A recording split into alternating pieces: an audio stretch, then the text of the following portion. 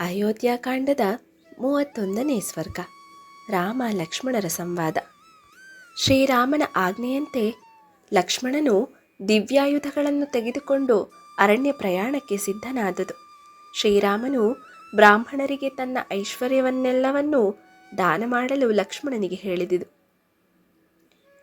ಕೌಸಲ್ಯೆಯ ಅಂತಃಪುರದಿಂದ ಶ್ರೀರಾಮನ ಜೊತೆಯಲ್ಲೇ ಮೊದಲೇ ಬಂದಿದ್ದ ಲಕ್ಷ್ಮಣನು ಪತಿ ಪತ್ನಿಯರ ಈ ಸಂವಾದಗಳೆಲ್ಲವನ್ನೂ ಕೇಳಿ ಶೋಕವನ್ನು ಸಹಿಸಿಕೊಳ್ಳಲಾರದೆ ಕಣ್ಣೀರಿನಿಂದ ತೊಯ್ದ ಮುಖವುಳ್ಳವನಾಗಿ ಅಣ್ಣನ ಕಾಲುಗಳನ್ನು ಭದ್ರವಾಗಿ ಹಿಡಿದು ನಮಸ್ಕರಿಸಿ 14 ವರ್ಷಗಳ ವನವಾಸವೆಂಬ ಮಹಾವ್ರತವನ್ನು ಕೈಗೊಂಡಿದ್ದ ಶ್ರೀರಾಮನಿಗೂ ಮತ್ತು ಯಶಸ್ವಿನಿಯಾದ ಸೀತೆಗೂ ಕೈಮುಗಿದು ಪ್ರಾರ್ಥಿಸಿದನು.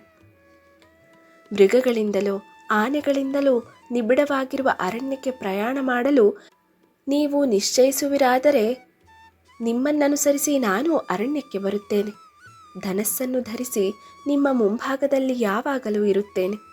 ಪಕ್ಷಿಗಳಿಂದಲೂ ಮೃಗಗಳ ಸಮೂಹಗಳಿಂದಲೂ ಎಲ್ಲೆಡೆಗಳಲ್ಲಿಯೂ ಶಬ್ದದಿಂದ ತುಂಬಿದ ರಮ್ಯವಾದ ಅರಣ್ಯಗಳಲ್ಲಿ ನನ್ನ ಜೊತೆಯಲ್ಲಿ ನೀವು ಸಂಚರಿಸಬಹುದು. ನೀವಿಲ್ಲದೆ ನನಗೆ ದೇವಲೋಕವನ್ನು ಜಯಿಸುವುದೂ ಬೇಕಾಗಿಲ್ಲ, ದೇವತ್ವವೂ ಬೇಕಾಗಿಲ್ಲ. ಲೋಕಗಳಲ್ಲಿರುವ ಐಶ್ವರ್ಯವನ್ನೂ ನಾನು ಅಪೇಕ್ಷಿಸುವುದಿಲ್ಲ. ಅನವರತವಾಗಿ ನಿಮ್ಮ ಜೊತೆಯಲ್ಲಿರುವುದೊಂದೇ ನನ್ನ ಅಪೇಕ್ಷೆಯಾಗಿದೆ. ಅಣ್ಣನೊಡನೆ ಅರಣ್ಯಕ್ಕೆ ಹೋಗಲು ನಿಶ್ಚಯಿಸಿದ ಸೌಮಿತ್ರಿಯು ಹೀಗೆ ಹೇಳುತ್ತಿದ್ದರೂ ಶ್ರೀರಾಮನು ಯುಕ್ತಿಯುಕ್ತವಾದ ಅನೇಕ ಸಾಂತ್ವನ ವಚನಗಳಿಂದ ಲಕ್ಷ್ಮಣನು ತನ್ನೊಡನೆ ಬರುವುದನ್ನು ನಿಷೇಧಿಸಿದನು. ಆದರೆ ಲಕ್ಷ್ಮಣನು ಅಧೀರನಾಗಲಿಲ್ಲ. ಪುನಃ ರಾಮನೊಡನೆ ಹೇಳಿದನು, ಅಣ್ಣ, ನಿನ್ನೊಡನೆ ಕಾಡಿಗೆ ಬರಲು ಈ ಹಿಂದೆಯೇ ನಿನ್ನಿಂದ ಒಪ್ಪಿಗೆಯನ್ನು ಪಡೆದಿರುತ್ತೇನೆ. ಇದೇನೀಗ ನನ್ನನ್ನು ಬರಕೂಡದೆಂದು ಹೇಳುತ್ತಿರುವೆ? ನಿನ್ನ ಜೊತೆಯಲ್ಲಿ ಕಾಡಿಗೆ ಬರಲು ಬಯಸಿರುವ ನನಗೆ ತಡೆಯನ್ನೇಕೆ ಮಾಡುತ್ತಿರುವೆ? ಇದಕ್ಕೆ ಕಾರಣವನ್ನು ತಿಳಿಯಬಯಸುತ್ತೇನೆ. ಮೊದಲು ಅನುಮತಿಯನ್ನಿತ್ತು ಈಗ ಬರುವುದು ಬೇಡವೆಂದು ಹೇಳುತ್ತಿರುವುದನ್ನು ನೋಡಿದರೆ ನಾನೇನಾದರೂ ಅಪರಾಧ ಮಾಡಿರುವೆನೆ ಎಂಬ ಸಂಶಯ ಉಂಟಾಗಿದೆ. ಬಳಿಕ ಮಹಾ ತೇಜಸ್ವಿಯಾದ ಲಕ್ಷ್ಮಣಾಗ್ರಜನಾದ ಶ್ರೀರಾಮನು ಧೀರನಾದ ತನಗಿಂತಲೂ ಮೊದಲೇ ಕಾಡಿಗೆ ಹೊರಡಲು ಸಿದ್ಧನಾಗಿ ನಿಂತು ತನ್ನನ್ನು ಅರಣ್ಯಕ್ಕೆ ಕರೆದುಕೊಂಡು ಹೋಗಬೇಕೆಂದು ಯಾಚಿಸುತ್ತಾ ಕೈ ಮುಗಿದು ನಿಂತಿದ್ದ ಲಕ್ಷ್ಮಣನಿಗೆ ಹೇಳಿದನು, ಲಕ್ಷ್ಮಣ, ನನ್ನ ವಿಷಯದಲ್ಲಿ ನೀನು ಅತ್ಯಂತ ಸ್ನೇಹಯುಕ್ತನಾಗಿರುವೆ, ಧರ್ಮನಿರತನಾಗಿರುವೆ, ವೀರನಾಗಿಯೂ ಇರುವೆ. ಸರ್ವಕಾಲಗಳಲ್ಲಿಯೂ ಸತ್ಪುರುಷರಿಂದ ಅನುಸರಿಸಲ್ಪಟ್ಟಿರುವ ಧರ್ಮ ಮಾರ್ಗದಲ್ಲಿಯೇ ನಡೆಯುವೆ. ನನಗಂತೂ ನೀನು ಪ್ರಾಣಪ್ರಿಯನು, ಪ್ರಾಣಗಳಿಗೆ ಸಮಾನನು, ವಿಧೇಯನು, ತಮ್ಮನೂ ಸ್ನೇಹಿತನೂ ಆಗಿರುವೆ. ನಾನು ಹೇಳುವುದನ್ನು ಲಾಲಿಸು. ಈಗ ನೀನು ನನ್ನೊಡನೆ ಕಾಡಿಗೆ ಬಂದು ಬಿಟ್ಟರೆ ನಮ್ಮ ತಾಯಂದಿರಾದ ಕೌಸಲ್ಯ ಸುಮಿತ್ರೆಯರನ್ನು ಭರಿಸಿ ಪೋಷಿಸುವವರು ಯಾರಿದ್ದಾರೆ? ಪರ್ಜನ್ಯನು ಭೂಮಿಗೆ ಯಥೇಚ್ಛವಾಗಿ ಮಳೆಯನ್ನು ಸುರಿಸುವಂತೆ ಪ್ರಜೆಗಳ ಇಷ್ಟಾರ್ಥಗಳೆಲ್ಲವನ್ನೂ ಯಾವ ನರಪತಿಯಾದ ದಶರಥನು ನೆರವೇರಿಸುತ್ತಿದ್ದನೋ ಮಹಾ ತೇಜಸ್ವಿಯಾದ ಆ ನಮ್ಮ ರಾಜನಿಂದು ಕೈಕೇಯಿಯ ಕಾಮಪಾಶದಿಂದ ಬಂಧಿಸಲ್ಪಟ್ಟಿದ್ದಾನೆ. ಆದುದರಿಂದ ರಾಜನು ನಮ್ಮ ತಾಯಿಯರ ಯೋಗ ಕ್ಷೇಮಗಳನ್ನು ನೋಡಿಕೊಳ್ಳುವನೆಂಬ ವಿಶ್ವಾಸವನ್ನಿಡಲು ಸಾಧ್ಯವಾಗುವುದಿಲ್ಲ. ಅಶ್ವಪತಿಯ ಮಗಳಾದ ಆ ಕೈಕೇಯಿಯಾದರೋ ಈ ರಾಜ್ಯವನ್ನು ತನ್ನ ವಶಪಡಿಸಿಕೊಂಡು ದುಃಖದಿಂದ ಪರಿತಪ್ತರಾದ ತನ್ನ ಸವತಿಯರಿಗೆ ಒಳ್ಳೆಯದನ್ನು ಖಂಡಿತವಾಗಿಯೂ ಮಾಡುವುದಿಲ್ಲ.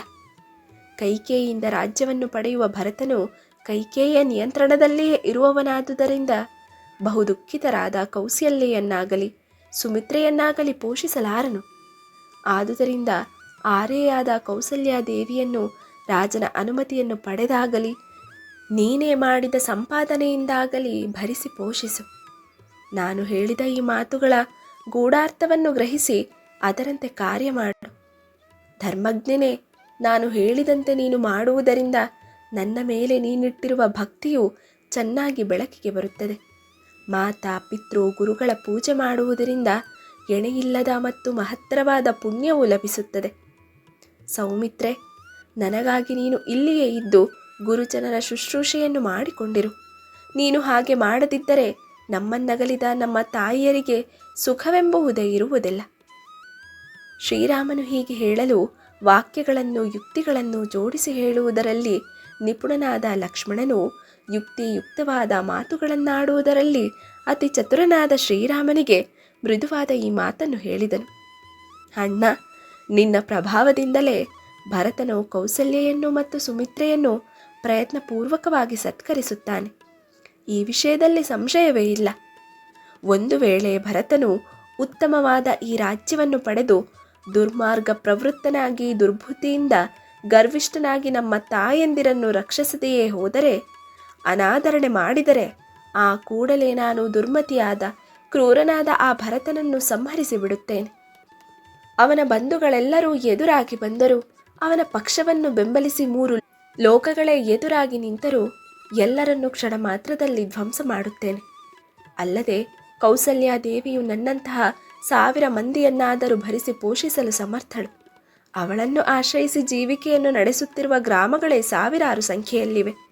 ಹೀಗಿರುವಾಗ ಅವಳನ್ನು ಯಾರಾದರೂ ಪೋಷಿಸಬೇಕೇ? ಕೌಸಲ್ಯೆಯು ತನ್ನ ಭರಣ ಪೋಷಣೆಗಳಲ್ಲಿಯೂ ನನ್ನ ತಾಯಿಯಾದ ಸುಮಿತ್ರೆಯ ಭರಣ ಪೋಷಣೆಗಳಲ್ಲಿಯೂ ನನ್ನಂತಹ ಸಾವಿರಾರು ಮಂದಿಯನ್ನು ಪೋಷಿಸುವುದರಲ್ಲಿಯೂ ಸಮರ್ಥಳಾಗಿದ್ದಾಳೆ.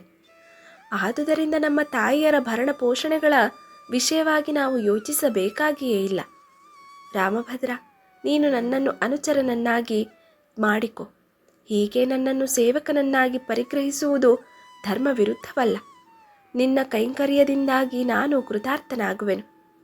ನಿನಗೂ ನನ್ನಿಂದ ಸ್ವಲ್ಪವಾದರೂ ಪ್ರಯೋಜನವುಂಟು. ಗುದ್ದಲಿ ಮತ್ತು ಮಂಕರಿಗಳೊಡನೆ ಧನುರ್ಬಾಣಗಳನ್ನು ತೆಗೆದುಕೊಂಡು ನಿನಗೆ ಹಾದಿಯನ್ನು ತೋರಿಸುತ್ತಾ ನಿನ್ನ ಮುಂದೆ ಹೋಗುತ್ತಿರುತ್ತೇನೆ. ಕಾಡಿನಲ್ಲಿರುವ ನಿನಗೆ ಅನುದಿನವೂ ಕಂದ ಮೂಲಗಳನ್ನು ಹಣ್ಣುಗಳನ್ನು ತಂದು ಕೊಡುತ್ತೇನೆ. ಅರಣ್ಯದಲ್ಲಿ ಸುಲಭವಾಗಿ ಸಿಕ್ಕುವ ತಪಸ್ವಿಗಳಿಗೆ ಭೋಜನ ಯೋಗ್ಯವಾದ ಇತರ ವಸ್ತುಗಳನ್ನು ತರುತ್ತೇನೆ. ನೀನು ನಿಶ್ಚಿಂತನಾಗಿ ವೈದೇಹಿಯೊಡನೆ ಪರ್ವತದ ತಪ್ಪಲು ಪ್ರದೇಶಗಳಲ್ಲಿ ವಿಹರಿಸು. ನೀನು ಎಚ್ಚರಗೊಂಡಿರುವಾಗಲೂ ಮಲಗಿರುವಾಗಲೂ ನಾನೇ ಎಲ್ಲ ಕಾರ್ಯಗಳನ್ನು ಮಾಡುತ್ತೇನೆ. ಶ್ರೀರಾಮನು ಲಕ್ಷ್ಮಣನ ಆ ಮಾತಿನಿಂದ ಸುಪ್ರೀತನಾಗಿ ಹೇಳಿದನು. ಲಕ್ಷ್ಮಣ, ನನ್ನ ಜೊತೆಯಲ್ಲಿ ಬರಲು ನಿನಗೆ ಅನುಮತಿ ಇತ್ತಿದ್ದೇನೆ. ಈಗಲೇ ಹೊರಡು. ಅರಣ್ಯಕ್ಕೆ ಪ್ರಯಾಣ ಮಾಡಲು ಎಲ್ಲ ಗೆಳೆಯರ ಅನುಮತಿಯನ್ನು ಪಡೆದುಕೊಂಡು ಬಾ. ಜನಕರಾಜನು ಮಾಡಿದ ಮಹಾಯಜ್ಞದ ಸಮಯದಲ್ಲಿ ಸುಪ್ರೀತನಾದ ವರುಣನು ತಾನಾಗಿಯೇ ಬಂದು ಜನಕರಾಜನಿಗೆ ಭಯಂಕರವಾದ 2 ಧನಸ್ಸುಗಳನ್ನು, ಅಭೇದ್ಯವಾದ 2 ಕವಚಗಳನ್ನು, ದಿವ್ಯವಾದ ಅಕ್ಷಯವಾದ ಬಾಣಗಳಿರುವ 2 ಬತ್ತಳಿಕೆಗಳನ್ನು, ಸೂರ್ಯನ ಕಿರಣಗಳಂತೆ ಥಳಥಳಿಸುವ ಮತ್ತು ಚಿನ್ನದ ಹಿಡಿಯಿಂದ ಕೂಡಿರುವ 2 ಖಡ್ಗಗಳನ್ನು ಕೊಟ್ಟಿದ್ದನು. ಅವೆಲ್ಲವನ್ನು ಜನಕನು ನನಗೆ ವಿವಾಹ ಸಮಯದಲ್ಲಿ ಬಳುವಳಿಯಾಗಿ ಕೊಟ್ಟನು. ಆ ಎಲ್ಲ ಆಯುಧಗಳನ್ನು ನಾನು ವಿಧಿವತ್ತಾಗಿ ಪೂಜಿಸಿ ಆಚಾರ್ಯರಾದ ವಸಿಷ್ಠರ ಮನೆಯಲ್ಲಿ ಇಟ್ಟಿರುವೆನು. ಆ ಆಯುಧಗಳೆಲ್ಲವನ್ನು ನೀನೀಗಲೇ ತೆಗೆದುಕೊಂಡು ಬರಬೇಕು. ಶ್ರೀರಾಮನು ಹೇಳಿದಂತೆ ಲಕ್ಷ್ಮಣನು ಸ್ನೇಹಿತರನ್ನು ಬರಮಾಡಿಕೊಂಡು ಅವರಿಗೆ ತಾನು ಶ್ರೀರಾಮನೊಡನೆ ಅರಣ್ಯಕ್ಕೆ ಹೋಗುವ ವಿಷಯವನ್ನು ತಿಳಿಸಿ ಗುರುಗಳಾದ ವಸಿಷ್ಠರ ಮನೆಗೆ ಹೋಗಿ ಅಲ್ಲಿದ್ದ ಆಯುಧಗಳೆಲ್ಲವನ್ನೂ ತೆಗೆದುಕೊಂಡು ಶ್ರೀರಾಮನ ಬಳಿಗೆ ಬಂದನು. ಅನುದಿನವೂ ರಾಜಶ್ರೇಷ್ಠರಿಂದ ಪೂಜೆಗೊಳ್ಳುತ್ತಾ ಪುಷ್ಪ ಮಾಲಿಕೆಗಳಿಂದ ಸಮಲಂಕೃತವಾಗಿದ್ದ ದಿವ್ಯವಾದ ಎಲ್ಲ ಆಯುಧಗಳನ್ನು ಲಕ್ಷ್ಮಣನು ಶ್ರೀರಾಮನಿಗೆ ತೋರಿಸಿದನು. ಹಾಗೆ ಬಂದ ಲಕ್ಷ್ಮಣನನ್ನು ನೋಡಿ ಪರಮ ಪ್ರೀತನಾದ ಜಿತೇಂದ್ರಿಯನಾದ ಶ್ರೀರಾಮನು ತಮ್ಮನಿಗೆ ಹೇಳಿದನು. ಲಕ್ಷ್ಮಣ, ನಿನ್ನನ್ನು ನೋಡಲು ಬಯಸಿದ ವೇಳೆಗೆ ಸರಿಯಾಗಿ ನೀನು ಬಂದಿರುವೆ. ನನ್ನ ಸಕಲ ಐಶ್ವರ್ಯಗಳನ್ನು ನಿನ್ನೊಡನೆ ಬ್ರಾಹ್ಮಣರಿಗೂ ತಪಸ್ವಿಗಳಿಗೂ ದಾನ ಮಾಡಲು ಬಯಸಿದ್ದೇನೆ. ಗುರುಗಳಲ್ಲಿ ವಿದ್ಯಾಭ್ಯಾಸಕ್ಕಾಗಿ ಬಂದು ಗುರು ಶುಶ್ರೂಷೆ ಮಾಡುತ್ತಾ ಗುರುಗಳಲ್ಲಿಯೇ ಅನನ್ಯ ಭಕ್ತಿಯುಳ್ಳವರಾಗಿರುವ ಬ್ರಾಹ್ಮಣ ಶ್ರೇಷ್ಠರಿಗೂ ಮತ್ತು ನನ್ನ ಅವಲಂಬನೆಯಿಂದಲೇ ಜೀವನ ನಡೆಸುತ್ತಿರುವ ಎಲ್ಲ ಭೃತ್ಯ ವರ್ಗದವರಿಗೂ ನನ್ನ ಅಪಾರವಾದ ಸಂಪತ್ತನ್ನು ದಾನ ಮಾಡಲು ಬಯಸಿದ್ದೇನೆ. ದ್ವಿಜಶ್ರೇಷ್ಠನಾದ ವಸಿಷ್ಠರ ಮಗನಾದ ಪೂಜ್ಯನಾದ ಸುಯಜ್ಞನನ್ನು ಒಡನೆಯೇ ಕರೆದುಕೊಂಡು ಬಾ.